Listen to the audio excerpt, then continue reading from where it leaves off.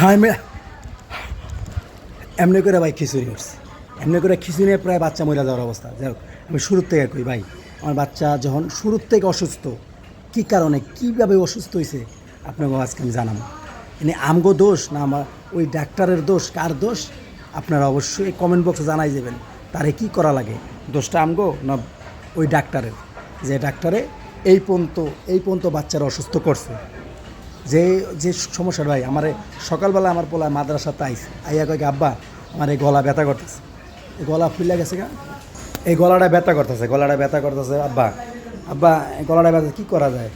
আমি কি তুমি যাও তোমার ই করো, ওই যে তোমার আম্মুরে যাইয়া বলো গলা ব্যথা করছে ডাক্তারখানা নিয়ে যেতে। না আমি বললাম ডাক্তারখানা না নিয়ে আমগো এলাকায় একটা কর্মিটোল হাসপাতাল আছে, সরকারি হাসপাতাল, এই হাসপাতালে নিয়ে যাও। সে এই হাসপাতালে নিয়ে গেছে, এই হাসপাতালে নিয়ে যাওয়ার পরে তারে 1 সপ্তাহের গলা ব্যথার ওষুধ দিছে, গলা ব্যথার 1 সপ্তাহের ওষুধ দিছে, মানে একটা ইতে লেখা দিছে ডাক্তার গলা ব্যথা ওষুধ, ফার্মেসির থেকে ওই ওষুধ খাইতেছে। 1 সপ্তাহ খাওয়ানোর পরে মানে অতটা উন্নতি হয় নাই। তারপর আবার কর্মিটোলা বাড়াইছি, কর্মিটোলা বাড়ানোর পরে আবার তার 1 সপ্তাহের ওষুধ দিছে। যখন তার 1 সপ্তাহের ওষুধ দিছে, 3 দিনের ওষুধ খাইছে, অতটা উন্নতি নেই। 3 দিনের ওষুধ খাই আর উন্নতি নাই। তারপরে কি করলাম আমি, ঠিক আছে যত ব্যথা কমে না, গলার উন্নতি নাই, তাহলে একটা কাজ করো, ওরে এক্সরা করো। এক্সরা করলে ওর যে রোগ আছে, কোন রোগে ওর সমস্যা, এক্সরা করো, রিপোর্ট দেখে তার ওষুধ আনো। হ্যাঁ, এক্সরা করলে ওর কী সমস্যা ধরা পড়ব। যাই হোক, তারপরে কী হলো, ওই ফার্মেসি আলার লগে আবার ওই যে আমাকে ইসিপি চত্বর, মানে এলাকায় একটা হাসপাতাল আছে, এক্সরা করায়, মানে আলতা করায়, রক্ত পরীক্ষা করায়। তাই আমি কিছু তাহলে ডাক্তারের থেকে সিরিয়াল নাও, সিরিয়াল নিলে আমাকে সিরিয়াল ধরতেই না। সিরিয়াল ফিরে এই আমাকে পাশে, আমাকে গেটের পাশে একটা ফার্মেসির দোকান আছে। হ্যাঁ, ফার্মেসির দোকান আছে, এই দোকান থেকে যা তুমি একটা সিরিয়াল নিলে ওই না আমার সিরিয়াল ধরে দাঁড়ায় থাকতে হইব না, যাইয়ে আমরা রক্ত কিংবা যে কোনো একটা টেস্ট করতে পারি। তার কাছে গেল, যাওয়ার পরে সে বলতেছে কি সিরিয়াল নেওয়া লাগবে না, কিছু করা লাগবে না, এক্সরে কিছু করা লাগবে না। এই এক্সরায় যে রিপোর্টে যে ওষুধ দিব, এই ওষুধ এই সুইটাই সে বলতেছে এক্সরায় এই সুইটাই দিব, এই সুইটাই মানে দিব, এইটাই মেরে দেওয়া, ফাও টাকা খরচ করা দরকার নেই। মানে তার চিন্তা ভাবনা হলো এইটা। আমরা করলাম, আমি আমার দোকান বন্ধ করে তাড়াহুড়া করে দোকান বন্ধ, 12টা পরে তাড়াহুড়া করে দোকান বন্ধ করে গেছি। কাকা আপনি যে ক্যালোনায় পড়াইলেন, ক্যালোনায় পড়ে এই সুইটা যে মারতেছেন, কোনো প্রবলেম হইব না তো? কেন না, কোনো প্রবলেম হইব না ভাই, বিশ্বাস করেন।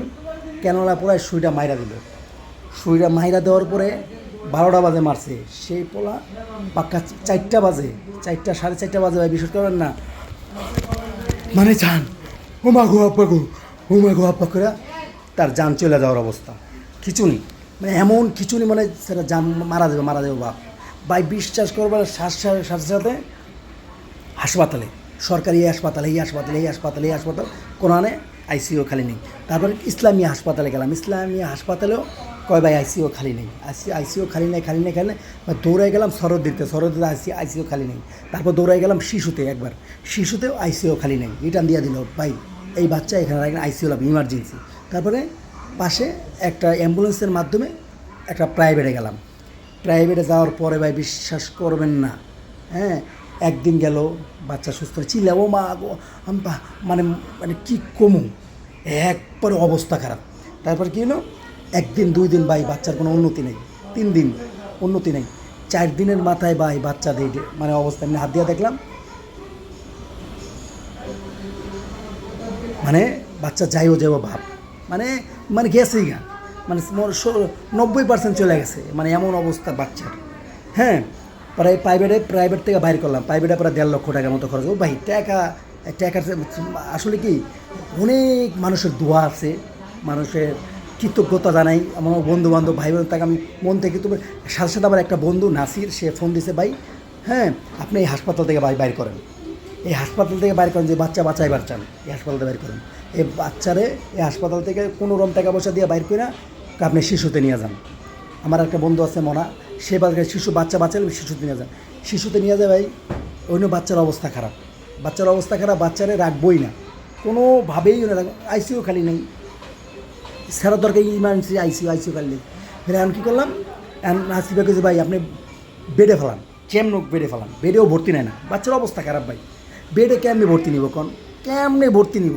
বাচ্চার অবস্থা একবারে খারাপ, বাচ্চারা বেডে ভর্তি নিবই না, তারপরে কি হলো, বাচ্চারা বেডে ফেলাইলাম, মানে বনসই দিব না, নিব না, বনসইও নেয় না, বনসইও বেডে নেয় না, তা বনসই দিয়া ফালানোর পরে তারপরে কী হলো, এই ম্যাডামে আমার নাম নাসির যে বন্ধু, যে যার মাধ্যমে শিশু হাসপাতালে গেলাম, ওই ম্যাডামরে ফোন দিয়েছে, ম্যাডাম ওর বেডে ফেলান, পরে ম্যাডামে ফোন দেওয়ার পরে এই বেডে ফেলাইছে, বেডে ফেলানোর পরে ভাই আল্লাহর কি কুদরত, আল্লাহর অসীম রহমত, লাখ লাখ শুক্রিয়া, আল্লাহর শুক্রিয়া আদায় করি ভাই, সাথে সাথে একটা আইসিইউ খালি হয়েছে ভাই, কোনো রকম আইসিইউতে ঢুকাইছি আল্লাহ করে, আইসিইউতে ঢুকানোর পরে ভাই বিশ্বাস করেন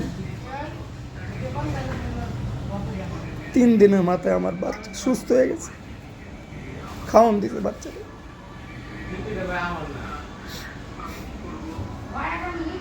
3 দিনের মাথায় বাচ্চা সুস্থ, 3 দিনের মাথায় বাচ্চা সুস্থ, 4-5 দিনের মাথায় বাচ্চারা বেডে দিয়েছে, বাচ্চা খাবার দাবার সব খাইতে পারে। হ্যাঁ, আল্লাহর শুক্রিয়া।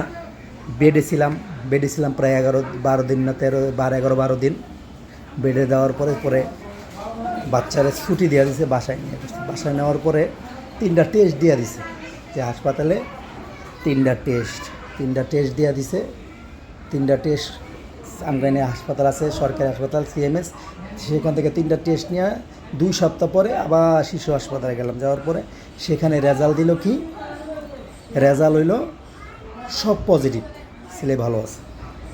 তাইলে বোঝেন সব কারণ হইল ওই সুইটার মাধ্যম, যে সুইটা এক্সরে না করাইয়া ওই ফার্মেসির থেকে দেওয়া হয়েছে। বোঝা গেল তো, বাচ্চার আগের থেকে কোনো প্রবলেম নাই, যদি আগের থেকে প্রবলেম থাকতো তাহলে সব কিছু হইলে অসুস্থতা দেখাইতো, আল্লাহ সব ওকে, কোনো প্রবলেম। তাহলে বোঝা গেল ওই সুইটাই সব কিছু করছে, সব জটের মূলে এই সুই। যাক ভাইয়ান, বাচ্চা সুস্থ আছে, সবাই দোয়া করবেন, আর কমেন্ট বক্সে জানাই যাবেন কী করা যায়, কী পদক্ষেপ নেওয়া যায় তারে দিয়া।